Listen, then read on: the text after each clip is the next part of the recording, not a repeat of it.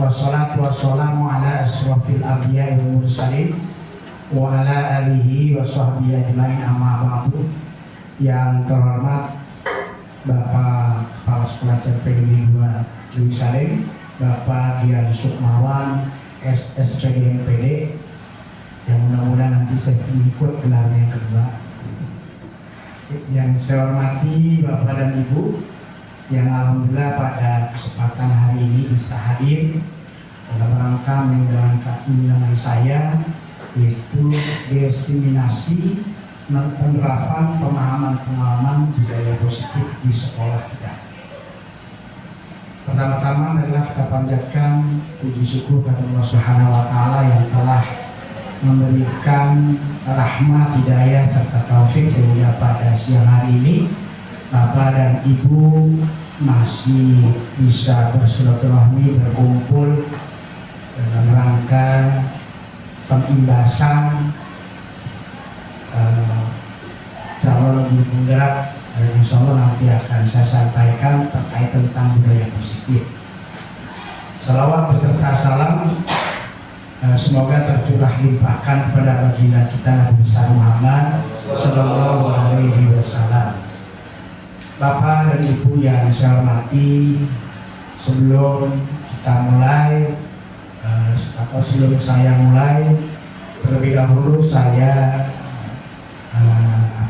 mengharapkan sedikit sepatah kata dari Bapak Sekolah SMP Negeri 2 Dewi Salim, Bapak Dian Sukmawan SSPD MPD. Kepada beliau waktu dan tempat dipersilakan. Bismillahirrahmanirrahim. Assalamualaikum warahmatullahi wabarakatuh. Waalaikumsalam. Alhamdulillahirabbil alamin wa bihi nasta'in wa ala alihi washabihi ajmain. Bapak dan Ibu yang saya hormati, calon guru penggerak yang saya hormati, terima kasih atas kehadiran Bapak dan Ibu. Ini merupakan sebuah atau sebagai bagian dari dukungan penuh keluarga besar SMP Negeri 2 Dewi Salim kepada calon guru penggerak yang ada di SMP 2 Dewi Salim. Kenapa? Karena memang dengan adanya pelaksanaan dan juga dengan adanya calon guru penggerak, mudah-mudahan bisa menumbuh kembangkan dan juga bisa menjadikan SMP Negeri 2 Dewi Salim ini sebagai satu-satunya sekolah yang memang bisa diperhitungkan di masyarakat. Ya. Nah, itu sebagai bagian. Salah satunya adalah hari ini kita akan sama-sama dengarkan bagaimana sebetulnya konsep budaya positif yang memang nanti akan dikembangkan oleh calon guru penggerak sehingga dapat motivasi bagi kita semua. Mungkin itu saja dari saya. Sekali lagi selamat mengikuti diseminasi calon guru penggerak. Mudah-mudahan kita semua bisa mengambil manfaat dari apa yang nanti akan disampaikan oleh salah seorang calon guru penggerak dari sekolah kita. Itu saja. Terima kasih. Assalamualaikum warahmatullahi wabarakatuh. Waalaikumsalam warahmatullahi wabarakatuh. Terima kasih kepada Bapak Dian Sukmawan yang sudah memberikan sepatah kata motivasi buat kita semua. Mudah-mudahan apa yang menjadi harapan dan impian kepala sekolah kita terwujud dalam sekolah kita. Baik Bapak dan Ibu yang saya hormati, langsung saja izinkan saya, mohon maaf sebelumnya, bukan berarti saya lebih tahu ya, lebih tahu, tapi mari bersama-sama kita bersharing terkait tentang tugas saya selaku calon guru penggerak angkatan 9 dari SMP Negeri 2 Dewi Salim Kabupaten Bogor tentang aksi nyata modul 1.4, yaitu tentang diseminasi menerapkan pemahaman dan pengalaman budaya positif di sekolah. Bapak dan Ibu yang saya hormati, ada perkataan dari salah satu pakar pendidikan yang di Indonesia, namanya Ki Hajar Dewantara. Beliau mengungkapkan bahwa sekolah itu sebagai sebuah ladang tempat persemaian bibit. Agar bibit bisa berkembang secara maksimal, maka guru selaku petani dapat memperbaiki kondisi tanah. Selanjutnya, guru bisa memelihara bibit tanaman, memberi pupuk dan air, lalu membasmi ulat-ulat atau jamur-jamur yang mengganggu hidup bibit tanaman dan lain sebagainya. Nah, dari uraian tersebut bisa kita pahami bersama bahwa sekolah diibaratkan sebagai tanah, sebagai ladang, sebagai tempat untuk bercocok tanam.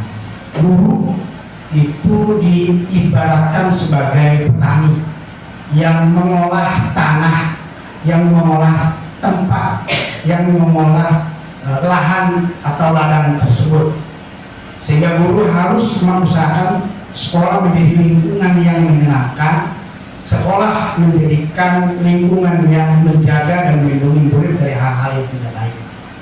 Dengan demikian, maka karakter murid tumbuh dengan baik sesuai dengan profil pelajar Pancasila.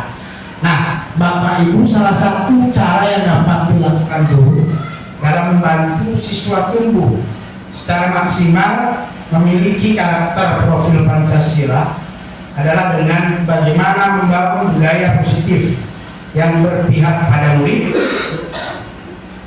lalu membangun keyakinan atau visi sekolah yang menumbuhkan dan mengembangkan budaya positif. Oleh karena itu, Bapak dan Ibu, mari kita diizinkan saya akan membahas tentang bagaimana konsep inti budaya positif. Saya ini nggak usah ini nggak boleh biar kelihatan. Bapak dan Ibu, ini konsep inti budaya positif itu terdiri dari 8 inti. Yang pertama adalah perubahan paradigma belajar, lalu yang kedua adalah disiplin positif, yang ketiga adalah nilai-nilai kebajikan, yang keempat kebutuhan dasar manusia, lalu yang kelima adalah motivasi perilaku manusia, yang keenam posisi kontrol guru, yang ketujuh keyakinan kelas, dan yang terakhir adalah segitiga restitusi. Baik Bapak dan Ibu, saya akan jelaskan konsep inti budaya positif satu persatu. Yang pertama adalah perubahan paradigma belajar. Bapak dan Ibu yang saya hormati, bahwa di abad 21 ya, bahwa terjadi perubahan paradigma belajar. Guru bukan lagi sebagai guru itu pusat. Kalau bahasa Inggrisnya apa katanya? Kalau bahasa Inggrisnya guru itu dari pusat namanya salah bahasa Inggrisnya apa gitu?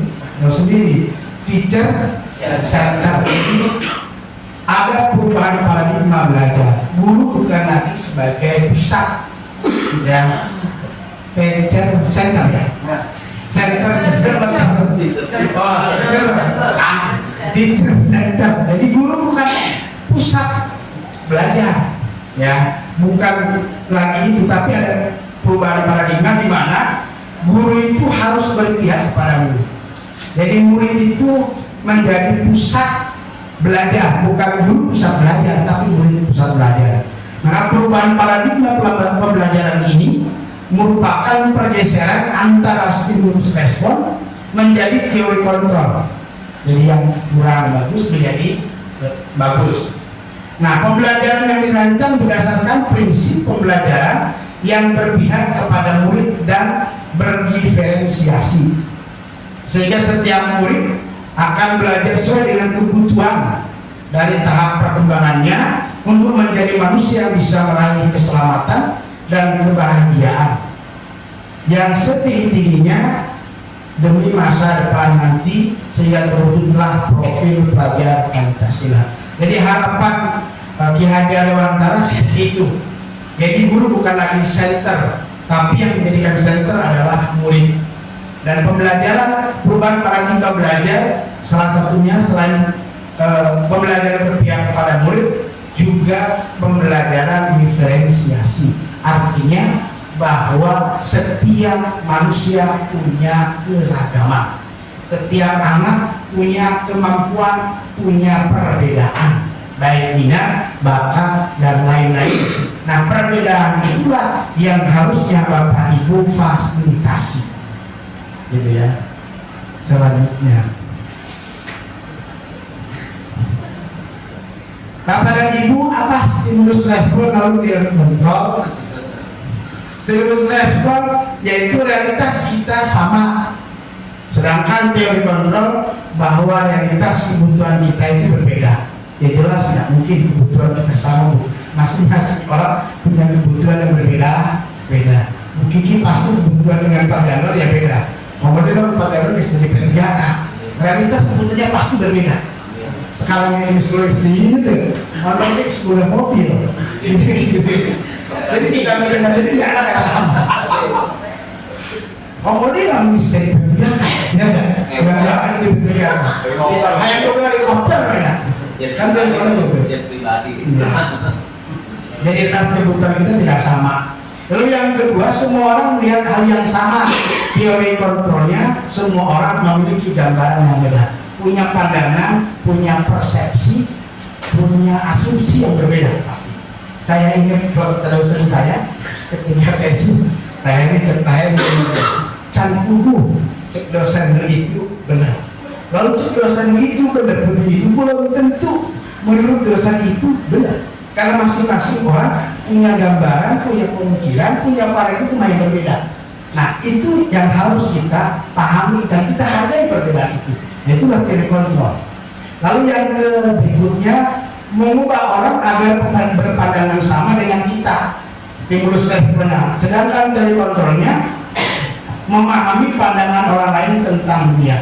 Berikutnya, perilaku buruk, stimulus responnya, perilaku buruk dilihat sebagai suatu kesalahan. Sedangkan teori kontrol, semua perilaku memiliki tujuan. Baik itu perilaku yang salah, pasti ada maksud dan tujuan. Kenapa orang itu berbuat salah, pasti ada maksud dan tujuan. Belum tentu kesalahan itu kesalahan yang fatal atau kesalahan yang ini. Bisa saja, maaf, anak contoh, kalau terlambat kan kalau kita langsung lupa. Kadang belum ditanya, belum ketika dia berangkat bisa jadi ada sesuatu hal yang menjadikan dia terlambat. Misalnya contoh kalau rumahnya di Gunung Dawu ya, saya lihat kalau dia bangun, walaupun dia bangunnya pagi, kalau bangunnya nggak ada Pak, kita pun di sana nanti terkontrol. Jadi jangan menyalahkan seseorang langsung bahwa dia itu salah. Ini menurut teori kontrol. Maka semua perilaku memiliki tujuan dan maksud. Lalu yang berikutnya, orang lain bisa mengontrol kita, ini stimulus respon. Tapi teori kontrol hanya Anda yang bisa mengontrol diri Anda.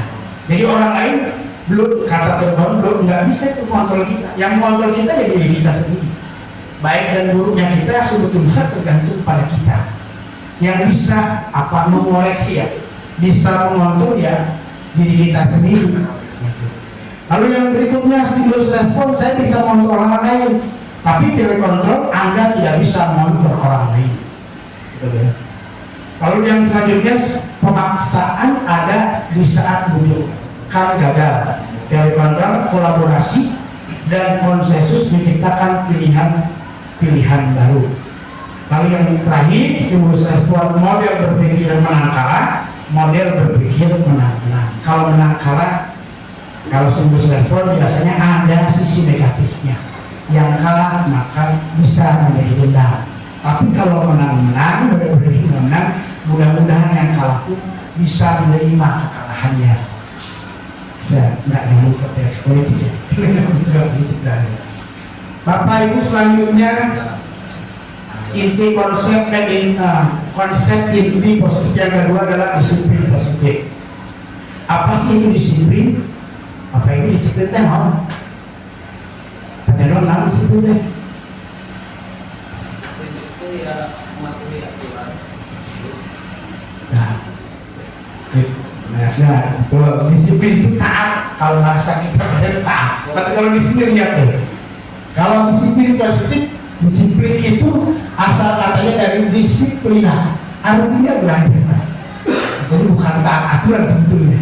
disiplin itu belajar. Ketika orang mau hidup disiplin berarti orang sedang belajar untuk hidup disiplin, gitu ya. Nah, maka disiplin mengacu pada disiplin diri yang memiliki tanggung jawab terhadap apa yang dilakukannya berdasarkan nilai-nilai yang diyakininya.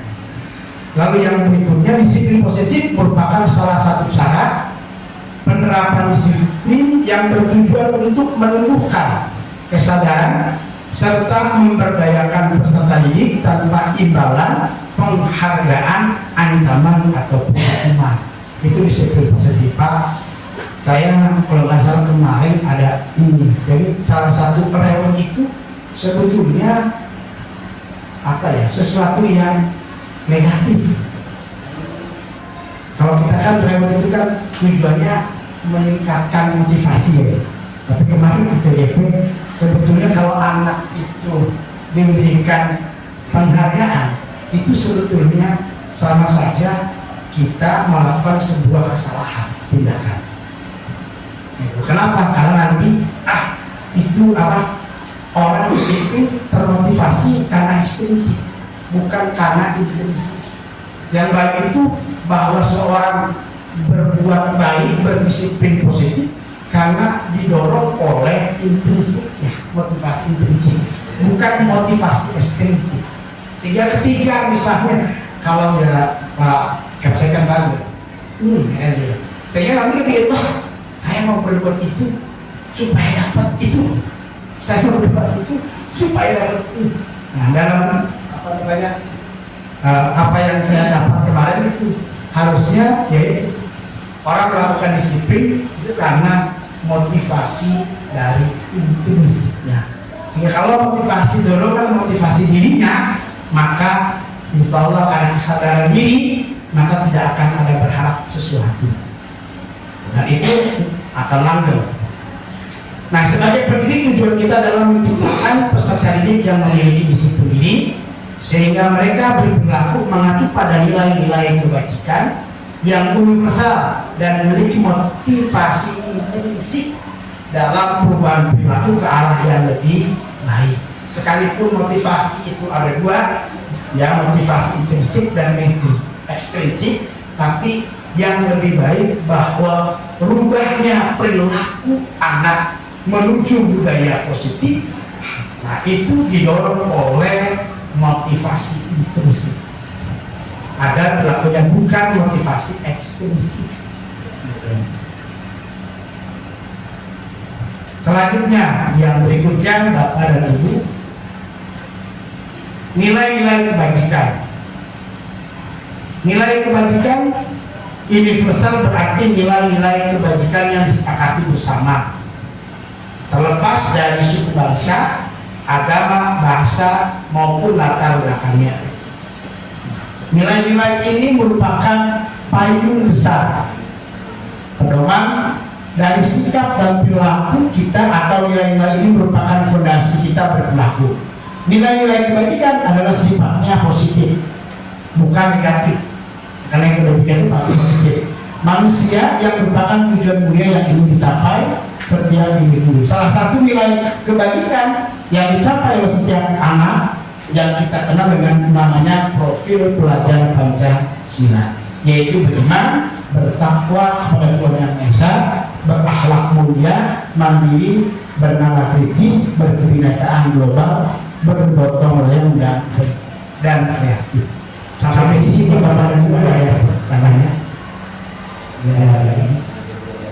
Yang selanjutnya ini Bapak dan Ibu proyek nilai-nilai kebajikan. Nilai-nilai kebajikan yang sifatnya universal.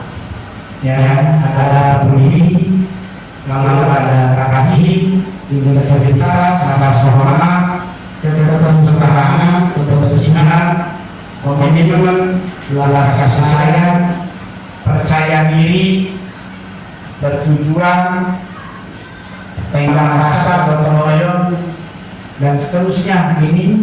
Ini merupakan nilai-nilai kebajikan yang universal. Universal itu artinya berlaku tidak hanya lokal, tidak hanya Indonesia negara, tapi di seluruh dunia.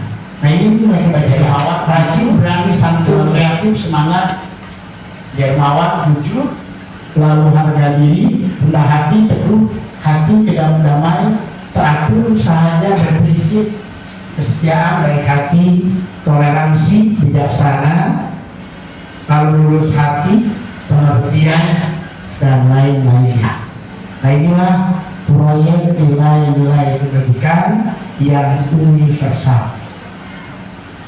Selanjutnya Bapak dan Ibu, materi berikutnya tentang kebutuhan dasar manusia. Kebutuhan dasar manusia kalau kita mah biasanya si Maslow, benar. Saya lupa ini Glaser apa Glaser kalau nggak salah. Kalau kebutuhan dasar manusia menurut Maslow sandang, pangan, papan, kan itu ya. Tapi ini saya kebutuhan dasar menurut Glaser kalau nggak salah itu ada 5. Yang pertama adalah bertahan hidup, survival. Ya, setiap orang pasti ingin mempertahankan hidup. Nggak mungkin setiap manusia mau mati kan gitu kan. Bagaimana cara ini mempertahankan hidup? Ya salah satunya dipenuhilah kebutuhan fisiologis, makan, yang sudah disandang, pangan. Apa lu kesini kayaknya tuh ya? Kebutuhan fisiologi termasuk pangan gak ya? Sandang, makan, kesehatan, rumah, pakaian, bahkan seksiologi masuk situ. Iya, seks itu salah satu kebutuhan dasar manusia. Makan salah satu kebutuhan dasar manusia untuk mempertahankan hidup. Jadi kalau lalu yang kedua, kebutuhan dasar manusia yang kedua adalah kasih sayang dan rasa diterima. Nah, kasih sayang dan rasa diterima yaitu adalah kebutuhan psikologis. Rasa diterima, dipedulikan, diperhatikan tentunya. Jadi diperhatikan oleh orang lain, ini diperhatikan oleh istri, itu salah satu kebutuhan dasar manusia. Wajar, jadi kalau nggak terpenuhi maka wajar kalau ada orang yang stres. Betul. Kenapa? Karena kebutuhan dasarnya tidak terpenuhi. Ya. Jadi Python pun sama katanya. Kalau nggak dikasih malam-malam cepat, dia nggak bertahan. Nah ini kasih sayang dan rasa terima. Jadi semua orang pasti ingin dicintai. Gitu. Jadi kalau ingin mencintai seorang, maka harus mau mendapatkan cintai seorang. Dan mencintai seorang, dicintai seorang adalah salah satu kebutuhan dasar manusia. Jadi kalau enggak ya rugi nanti.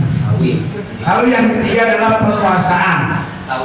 Penguasaan itu meliputi kebutuhan pengakuan atas kemampuan. Artinya keinginan untuk dianggap berharga, bahwa saya itu apa ya, dihormati ya gitu ya. Saya bisa gitu. Ini penguasaan. Bisa membuat perbedaan, bisa membuat pencapaian. Lalu kompeten, karena kita mampu maka wajar kalau kita ingin menguasai itu. Nah ini kebutuhan dasar manusia dan diakui serta betul dihormati. Lalu yang keempat, kebutuhan dasar manusia adalah kebebasan. Freedom, bahasa Inggrisnya ya Pak. Kalau ini yang bisa salah sama sekalipun saya pakar bahasa Inggris, saya suka nggak bisa gitu. Jadi saya bahasa ikut kena ya saya. Nah kebutuhan dasar yang keempat adalah kebebasan, freedom.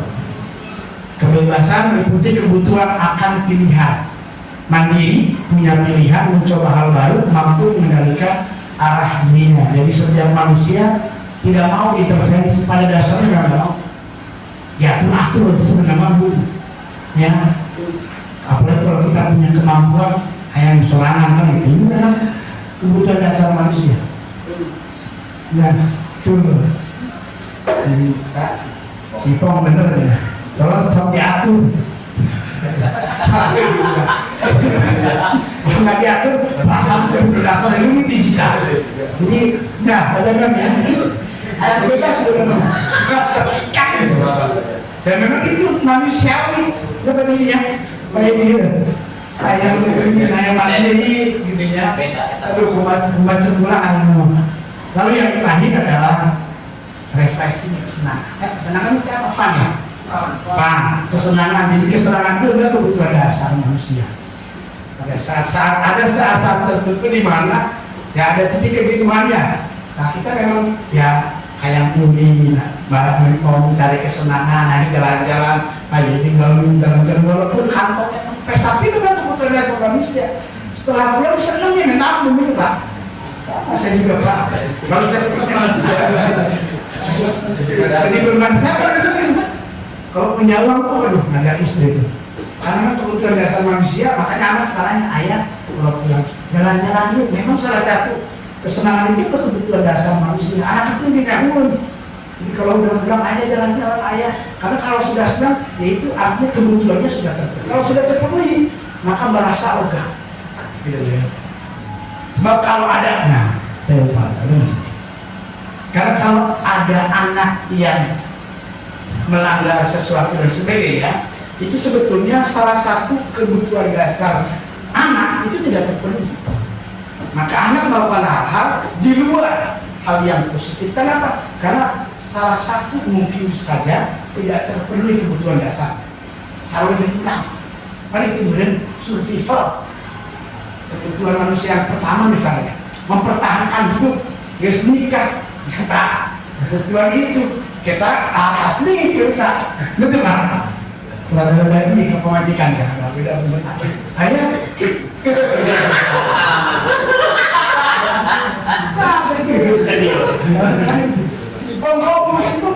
orang ya kebutuhan itu. Nah itu nah contohnya ini ada luas. Nah ini kebebasan aku bosan masa belajarnya gitu-gitu aja di dalam kelas ini, dalam kelas ya. Kalau memang anak juga kan punya hak kebebasan.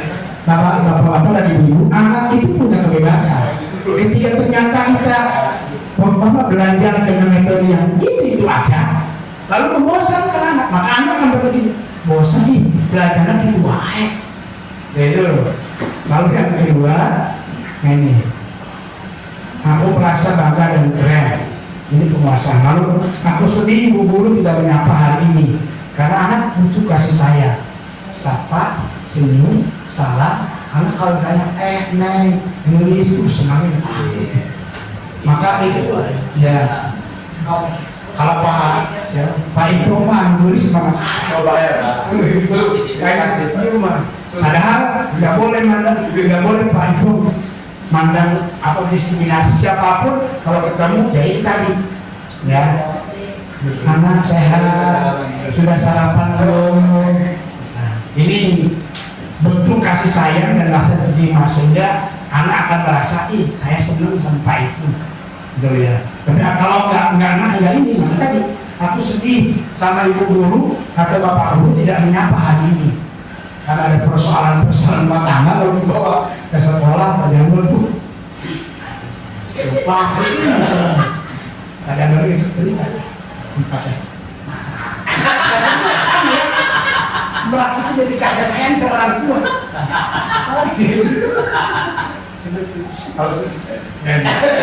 Jadi merek Lalu yang kedua, ibu guru bilang aku tidak boleh bersenandung ketika mengerjakan tugas, nggak seru jadinya, maka anak nggak senang. Selanjutnya Bapak Ibu, konsep inti apa budaya positif yang berikutnya adalah motivasi perilaku manusia. Didasari ada 3 motivasi perilaku manusia. Jadi orang itu melakukan sesuatu, dorongannya ada 3. 1 untuk menghindari hukuman. 2 untuk mendapatkan imbalan. Saya melakukan sesuatu, dapat apa nih? Kan itu. Menang ya, sabar wani piro cek aya di mah. Wani piro ya, jangan gitu. Kemudian piro mulai gitu. Itu yang kedua, yang ketiga motivasi perilaku manusia untuk menjadi orang yang mereka inginkan dan menghargai diri sendiri dengan nilai-nilai yang mereka percaya. Nah ini kalau ini yang nomor 3, motivasi dorongannya tadi karena motivasi intrinsik. Dia meyakini bahwa apa yang dia lakukan, percaya, menghargai diri sendiri dan menghargai nilai-nilai yang mereka yakini bahwa itu bernilai positif, sehingga tanpa disuruh, tanpa diapapun, dia terdorong, termotivasi untuk melakukan atau melakukan tindakan atau perilaku. Nah, saya mau tanya Bapak dan Ibu, ini ada kalimat mencatat 100 kali di dalam buku kalimat. Saya tidak akan terlambat karena terlambat ke sekolah. Di besar Pak Deden itu Pak Ucup. Ya, ini termasuk konsekuensi atau hukuman. Konsekuensi atau hukuman? Mencatat 100 kali di dalam buku kalimat. Saya tidak akan terlambat. Mulai tidak datang kulit. Kalau masuk sini dia tulis rahasia 100 kali. Itu termasuk konsekuensi karena anak datang terlambat atau hukuman. Ayo Pak, hukuman Bapak jangan ya? Konsekuensi. Pak Deden? Konsekuensi. Pak Yedi? Konsekuensi. Ayo dong, berarti serangan. Kita lihat. Jadi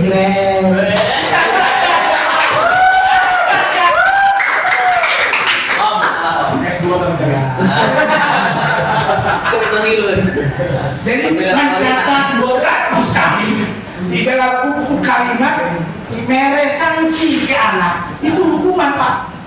Kalau konsekuensi bentuknya tidak negatif. Jangan begitu. Nanti kita lihat. Oke.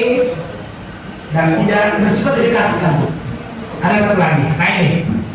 Tadi mengelilingi lapangan basket 2 kali atau jadinya. Karena kamu terlambat hadir di sekolah atau apa? Hormat. Nah, jadi ada hormat ya. Atau lari 2 kali. Ini konsekuensinya hukuman. Konsekuensinya hukuman. Nah, kita lihat jawabannya.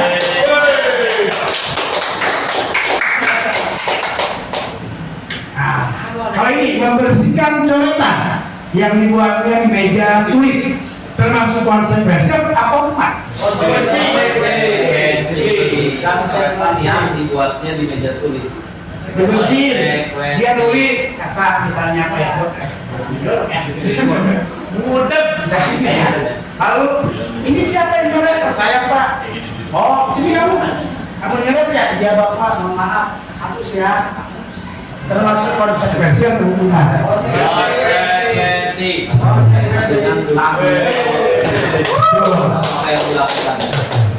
Dia, nah ini namanya konsekuensi. Dia bertanggungjawabkan apa yang dia lakukan, tapi bentuknya nggak berarti dengan yang lain. Yang surat yang lain, apa benar? Jadi kita murid diminta untuk push up 15 kali karena tidak menggunakan masker atau tidak face tidak upacara. Ini konsekuensinya hukuman. Hukuman pada ini. Sebenarnya kita ini nanti bedanya apa Pak konsekuensinya dari hukuman dia? Ini jelas, ini namanya hukuman. Ya.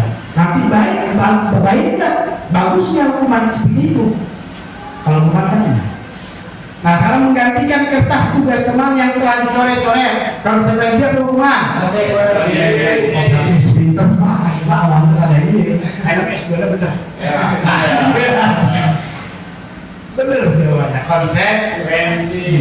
Kenapa konsekuensi tadi? Tidak memberatkan, yang ya bentuknya juga ini tidak memberatkan, tidak fisik dan sebagainya. Jadi itu konsekuensi. Kalau hukuman beda. Nah ini terlambat hadir di pembelajaran dari 15 menit, diminta tinggal 15 menit sesudah kelas usai membahas rencana pelajaran. Konsekuensi atau hukuman? Ini ada esek. Apa ini? Konsekuensi. Oh, berarti pintar ya Pak. Mulai pintar. Nah, ini kita bedakan apa sih hukuman, lalu apa itu kan konsekuensi, lalu restitusi. Nah, hukuman itu biasanya cirinya nih, itu datangnya tiba-tiba, tidak diharapkan atau sangat melukai. Karena tadi itu, ya 15 ter-2 itu hukuman. Ketika kan makanya kadang-kadang datang terlambat bebas itu kayak Masya Allah, 30 menit kan asik sekali. Lupa, kan itu tiba-tiba tuh. Sedangkan kamu dapat ke lapangan, lalu kamu hormat di lapangan sampai kan itu. Itu namanya umat. Dan itu melukai, sangat melukai anak ini. Maka murid atau anak akan membenci peraturan. Mulai yang kedua, bersifat satu arah. Apa artinya satu arah? Karena hukuman itu pasti datangnya dari guru. Guru yang mengeluarkan hukuman. Lalu yang berikutnya bersifat menyakitkan. Guru menjalani konsekuensi dengan menyalahkan, mengkritik, menyindir, merendahkan. Lalu terakhir peraturannya adalah kamu harus. Jadi pasti ada negatifnya kalau hukuman. Jadi kalimatnya negatif. Kalau kamu terlambat, maka kamu harus push up 15 kali. Hukuman. Kalau kamu kelewat datang dan terlambat, maka kamu harus 2 kali muter. Kalau kamu misalnya tidak mengerjakan tugas, maka kamu silakan ambil sampah sebanyak 50 ton misalnya. Itu hukuman. Karena bahasanya tadi kalimatnya adalah ada bahasa kamu harus dan sebagainya. Lalu yang lain konsekuensi. Kalau konsekuensi apa? Ini sudah diketahui masuk akal. Jadi sebelum bikin apa namanya nanti kesepakatan kelas. Nah, kesepakatan kelas itu beda dengan hukuman. Keyakinan kelas beda dengan hukuman. Kalau keyakinan kelas dibuat, kalau hukuman aturan itu biasanya dibuat sepihak, Pak. Tapi kalau keyakinan kelas dibuat secara bersama-sama. Dan keyakinan itu tidak boleh kalimatnya negatif. Sudah diketahui, karena konsekuensinya sudah diketahui, lalu masuk akal, murid menghormati aturan, guru selalu memonitor murid, membantu guru menyatakan peraturan. Apa peraturannya, mampukah kamu melakukannya, dan terima kasih. Itu konsekuensi. Lalu yang terakhir, restitusi. Kalau restitusi berupa undangan untuk mengadakan restitusi. Murid, anak menghormati dirinya dan orang lain berdasarkan keyakinan yang telah disepakati, menguatkan guru menyebutkan keyakinan kelas, membimbing kerangka jalan berpikir, restitusi murid dan anak. Lalu kalimatnya apa yang kamu yakini, kalimatnya apa yang bisa kamu lakukan untuk memperbaiki masalah ini. Jadi kalau restitusi tujuannya ketika orang melakukan kesalahan, lalu bagaimana dia ingin memperbaiki kesalahan itu menjadi lebih baik, tidak mengulangi kesalahan, itu namanya restitusi. Jadi beda. Kalau mana beda, langsung sekat dulu ya. Keterimanya anak bisa kayak saya. Dulu saya kalau itu lalu gaplok ceplok, sampai enak di memori mikir, eta guru dah, sama gaplok lain. Gitu. Lalu selanjutnya, Bapak dan Ibu, bahwa ada 5 posisi kontrol guru. Jadi Bapak dan Ibu guru bahwa ada 5 posisi kontrol guru. Yang pertama adalah guru sebagai penghukum, yang kedua guru sebagai pembuat merasa bersalah, lalu yang ketiga guru sebagai teman, keempat guru sebagai pemantau. Ini posisi kontrol guru. Dan ini harus dimiliki oleh guru. Guru punya kontrol terhadap siswa. Ya. Nah, posisi guru kontrol gurunya dan yang terakhir adalah manajer. Ya, saya sampaikan apa sih posisi guru sebagai penghukum? Nah, guru sebagai penghukum biasanya guru itu memiliki adanya surat ini. Bahasa tubuhnya juga beda. Ya. Yang kayak tadi itu. Bintang, tadi dia mesti jaga rahasia. Dia asal jam 7:15, dia mesti jaga jam berapa? Maka suara lagi, molot lagi. Dia terlambat. Nggak saya push up seputar. Itu guru sebagai penghukum. Kontrol guru, posisi kontrol guru sebagai penghukum. Nah kira-kira orang pos itu Ayah sekali. ayah timurnya. Mudah-mudahan bisa diperoleh. Bapak. Maka boy kamu biasa bukan saya kelas 9 itu Kak.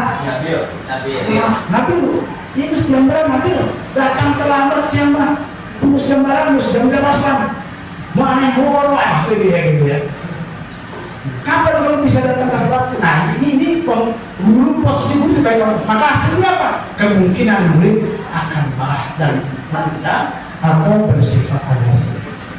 Maka contoh saya kalau lihat di televisi yang viral-viral kadang-kadang koreksi diri, nanti introspeksi diri. Contoh kasus guru SMK dibacok karena masih ada gurunya, tapi satu sisi salah juga. Ketika anaknya masuk, kamu belum bayaran, nah itu kan langsung jadi penghukum. Kamu keluar, gak usah ikut ujian. Nah, akhirnya kan tadi hasilnya kemungkinan murid dia pulang dia marah dia dendamnya dia bilang bawa dia bawa lalu nyamperin lagi dibuka pintunya dibacok Pak. Ketika ada itu saya rasa ya Allah macam kisah saya Pak. Lalu bilang sama kan kita juga kalau dulu enggak pokok kan sudah segitu dari kamu kepanggi kemana belum bahu nyamuk air. Ingat dia Pak, tapi beda kalau gurunya baik Pak. Ya. Nah ini dulu posisi kontrol sebagai penghukum. Baik enggak? Itu nanti bapak dan ibu yang bisa menilai sendiri. Lalu yang kedua, posisi kontrol guru yang kedua membuat merasa bersalah. Nadanya sedikit merendah, bahasanya sedikit halus, lalu rada sedih. Ya, bahasa tubuhnya juga rada ya. Tadi kamu ini bagaimana ya? Kamu sudah berjanji dengan Bapak tidak akan terlambat lagi. Tapi kenapa ya? Kamu kok mengecewakan Bapak? Nah, Bapak benar-benar kecewa sekali. Ini pembuat merasa. Hasilnya apa? Murid akan merasa bersalah. Dia akan kosnya salah saya. Menceritakan baik ya, bicarakan tadi. Saya bicarakan kan, nah, panggil kan itu. Kamu mau gimana sih? Kan ada itu guru posisi guru sebagai pembuat merasa bersalah. Kan itu udah bilang, Bapak udah bilang, jangan buat nakal-nakal lagi dong. Kan Bapak malu dari kelasnya sebagai wali kelas. Akhirnya hasilnya ini murid akan merasa bersalah, murid akan merasa menjadi orang yang gagal, menjadi anak atau siswa yang ya artinya tidak dipercaya oleh wali kelas. Itu saja diterima babunya dan tidak sanggup membahagiakan orang lain. Akhirnya perlu mikir, jadi akhirnya nanti kembali gitu. Karena dia merasa bersalah. Ya siapa? Lalu yang berikutnya guru sebagai teman. Nah ini posisi gurunya nada suaranya ramah, akrab dan bercanda, bahasa tubuh merapat pada murid, mata dan sudut mendengarkan biasanya saat ada babita. Itu sampai kenal. Ya, bagaimana sih kamu kemarin kamu sudah janji ke Bapak? Kenapa tidak terlambat? Ya sudah tidak apa-apa dulu sana nanti Pak dulu bantu kamu ini sambil senyum-senyum. Nah, hasilnya tadi murid akan merasa senang dan akrab dengan guru, hanya saja sisi negatif. Murid merasa menjadi tergantung pada guru. Bila ada masalah dia merasa bisa mengandalkan guru tersebut untuk membantunya. Tapi memang ada sisi negatif yang menurut saya kalau selalu dekat dengan murid khawatir ada moralitas ketika itu. Lalu diketiri berbahaya di maksudnya. Itu rada-rada bercanda. Tapi memang satu sisi bagus, guru posisinya saat dengan seperti murid yang dianggap sebagai murid, tapi ya tetap etika moral harus tetap ya harus kita menjaga. Artinya pos guru ya harus menunjukkan gitu, jangan sampai juga anak gara-gara kita dengan guru lalu karakternya itu artinya nggak sopan ya. Tetap ada sisi negatifnya tadi. Hanya bergantung pada tema mengenai masalah kayak berbeda apa impan kudengar udah wakal murah jadi nggak mandi kayak buat Pak Januar wal kelas Pak Januar karena mungkin pas Pak Januar jadi anak atau murid tidak bisa mandiri. Jadi ketika ada masalah bergantung kepada wali kelas. Itu posisi guru ya harus kontrol guru sebagai teman. Lalu yang berikutnya, nah posisi guru sebagai pemantau. Nah, ada suara datar, bahasa tubuh yang formal, suatu emosi yang berlebihan menjadi marah atau membuat merasa berbuat salah. Dan yang terakhir, guru sebagai kontrol, guru sebagai manager. Nah ini posisi kontrol guru. Dari kelima, menurut Bapak dan Ibu, kira-kira mana yang bagus? Yang manajer, pintar. Karena tadi hasilnya tadi orang tua pun dilibatkan. Ya.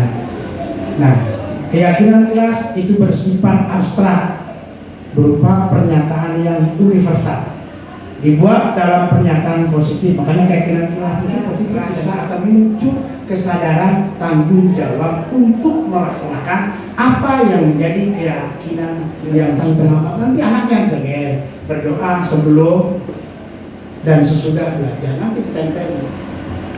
Nah, ya, jadi dibuat lagi. Jadi ini membuat kesalahan adalah bagian dari pembelajaran. Artinya setiap orang pasti punya kesalahan, pernah melakukan kesalahan, maka distabilkan. Kan belum tentu anak senang. Kalau belum kita senang, kan tadi pembelajaran diferensial harusnya kan berpihak pada murid, gitu loh, bukan berpihak pada guru, berpusat pada guru. Bisa menyelesaikan itu. Ya, Bapak Ibu tidak tertarik mencari siapa yang salah, tapi Bapak Ibu mencari solusi, bukan cari yang salah. Biasanya cuma ada negatifnya, gitu loh. Stimulus respon itu tergerak karena ada ininya. Ini ke proaktif, dia nggak pasif ya. Mengenali dan mengakui kebutuhan murid. Setiap murid tadi punya karakteristik, punya kemampuan yang berbeda-beda, punya kebutuhan belajar. Makanya kebutuhan murid kan beda-beda. Maka semua perbedaan itu harus diayomi, difasilitasi. Yang mana? Nggak kan itu berarti bahasa ini. Padahal kamu bisa melakukan hal yang lebih buruk dari itu. Kamu marah, untungnya tidak mukul. Mukul kan lebih parah. Kalau kamu patut bangga pada dirimu sendiri karena kamu telah menulis sesuatu yang penting buatmu. Bisa jadi itu harga diri. Dia ketika dihina orang tuanya kan kita kata, ya. Ngomong kolak bener. Seperti dia, aku hidupnya iya. Lewat ekstremisme. Kalau gitu nanti apa motivasinya? Saya kalau nggak dikasih itu mah nggak mau. Lomba ini maka jualannya akan dapat 300, sebetulnya melakukan suatu hal yang tidak baik. Kalau niatnya baik, tapi sebetulnya nggak baik. Sehingga siapa kelas yang paling bersih maka akan dapat 500. Ya, makanya Pak Henry, Pak Januar kurang berpikir ya. Semuanya sebetulnya nanti kalau rapatnya gitu. Bagaimana menumbuhkan kesadaran diri kepada murid agar budaya positif itu ya terwujudkan dalam sekolah kita. Itu luar biasa itu. Nah ini contoh kalimat menanyakan keyakinan apa yang kita percaya sebagai kelas atau keluarga, diseminasi tentang pengalaman dan penerapan budaya positif di sekolah. Dari saya, mohon maaf apabila ada hal-hal yang kurang berkenan. Sebelum saya akhiri, ada Bapak dan Ibu yang ingin ditanyakan. Silakan. Terima kasih kepada Pak Heri selaku calon guru penggerak di SMP Darul Sadek. Memang awalnya sih saya tadi agak apa ya, dan juga kondisi pelaksanaan diseminasi ini. Yang pertama mungkin saya mulai dari tanggapan dulu ya Pak Heri sebelum ke pertanyaan. Tadi mungkin saya iseng-iseng daripada ngantuk, coba catat-catat materinya sedikit, siapa tahu ada hal positifnya yang bisa masuk ke diri saya khususnya. Dari pernyataan-pernyataan materi diseminasi tadi yang sudah dijelaskan oleh Pak Heri, budaya positif yang harus diterapkan di lingkungan sekolah, karena pada dasarnya memang anak diberikan garis lahir yang berbeda-beda, harus mengontrol diri sendiri bukan karena reward, punishment, atau hadiah atau apapun. Nah, saya sempat bertanya, ini peran guru nanti ketika anak harus artinya harus sudah bisa mengontrol diri sendiri, peran guru nanti sebagai apa? Nah, setelah saya menyimak tadi keseluruhan materi, mungkin terjawab sudah bahwa memang yang paling baik guru itu adalah sebagai peran fungsinya manajer, ya. Karena memang kita lihat dari pelatih sepak bola saja, ketika seorang pemain terlalu berlebihan untuk mengontrol dirinya atau meningkatkan skillnya dan segala macamnya, itu pasti akan akan diberi sendiri. Ya, memang benar ketika seorang guru itu menjadi seorang manajer, satu hal lagi nanti tetap di dalam suatu muncul, tidak seperti sebagai teman ataupun sebagai pemantau gitu ya. Nah, hanya mungkin tadi sudah cukup baik materi juga. Saya benar-benar kuliah ataupun ketika kita melakukan pelatihan, seharusnya sekarang mungkin tidak diganti ya. Di sekolah itu tidak ada reward and punishment ya sekarang itu. Nah, hanya yang ingin saya tanyakan, apakah ketika guru menjadi seorang manajer itu berlaku sesuai tingkatan ya, misal di jenjang TK, SD, SMP, SMK dan sebagainya gitu ya, apakah sama fungsi guru itu sebagai manajer ya? Yang kedua, apakah dilihat dari tingkatan usia si siswa itu sendiri, Pak Heri? Nah, mungkin itu yang ingin saya tanyakan. Selebihnya materi yang disampaikan oleh Pak Heri sudah sangat cukup baik, dan saya pun sangat paham dengan budaya positif di lingkungan sekolah. Terima kasih, itu pertanyaan dari saya. Assalamualaikum warahmatullahi wabarakatuh. Manusia sejak lahir, memang kalau kita itu kan apa ya, paradigma pemahaman pemikiran kita bahwa anak itu lahir seperti kertas putih, dan itu salah ternyata. Kalau menurut Ki Hajar Dewantara, bahwa anak itu lahir nggak putih, Pak. Dia sudah pernah bergaris, dia sudah ada garis-garisnya. Nah, garis-garisnya itulah yang dituntun oleh kita, garis-garisnya, kemampuan, bakat, dan minatnya.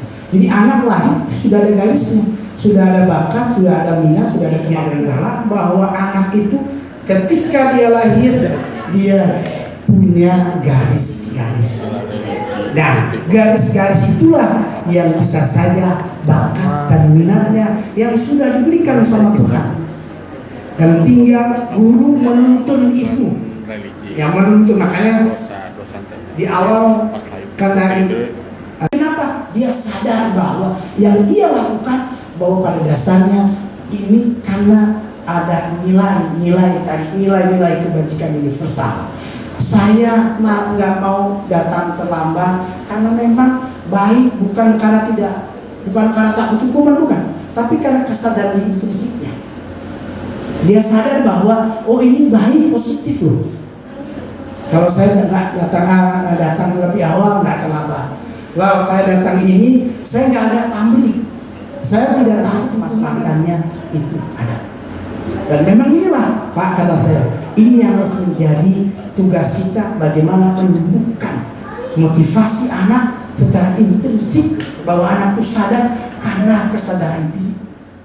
Ada lebihnya semata-mata itu karena Allah Subhanahu wa Ta'ala. Kalau ada kekurangannya, ya semata-mata ya itu kekurangan manusiawi. Saya akhiri, hadanallahu wa iyyakum ajma'in ila shiratal mustaqim. Assalamualaikum warahmatullahi wabarakatuh. Waalaikumsalam warahmatullahi wabarakatuh.